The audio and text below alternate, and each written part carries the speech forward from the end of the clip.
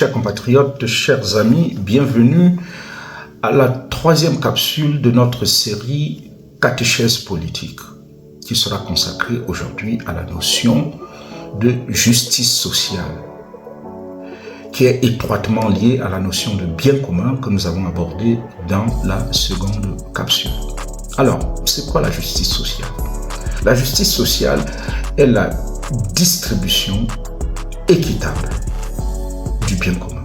Simplement défini, la justice sociale est la gestion équitable, la distribution équitable du bien commun. Et la justice sociale a deux dimensions principales.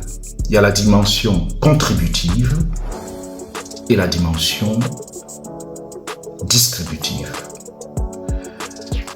La justice contributive, en amont, contraint chaque citoyen, exige de chaque citoyen qu'il contribue à la constitution du bien commun, à la préservation du bien commun. C'est la justice contributive.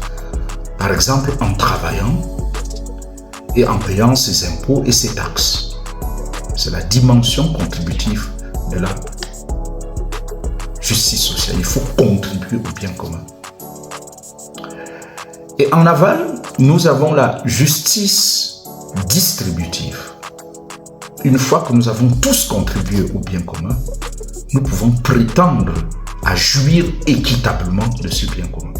Et donc, la justice distributive est la distribution équitable du bien commun à tous les membres de la communauté, à tous les citoyens, avec une attention particulière pour les plus pauvres.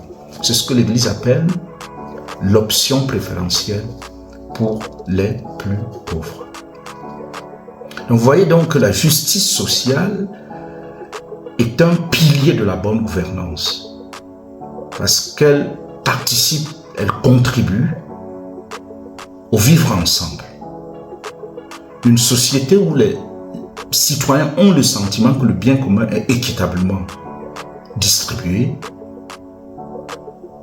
ont une plus grande chance de vivre ensemble et de vivre en paix. C'est pour ça que l'Église dit souvent qu'il n'y a pas de paix sans justice, il n'y a pas de vraie paix sans justice sociale. Voilà, soyons donc, comme chrétiens, des champions de la justice sociale. Les mauvaises pratiques comme le détournement de fonds publics, le favoritisme, la corruption, comme on le voit souvent par exemple dans les concours administratifs dans notre pays, constituent des violations flagrantes de la justice sociale.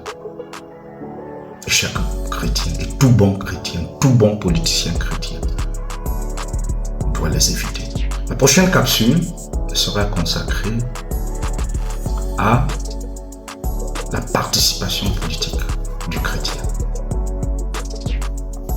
À très bientôt.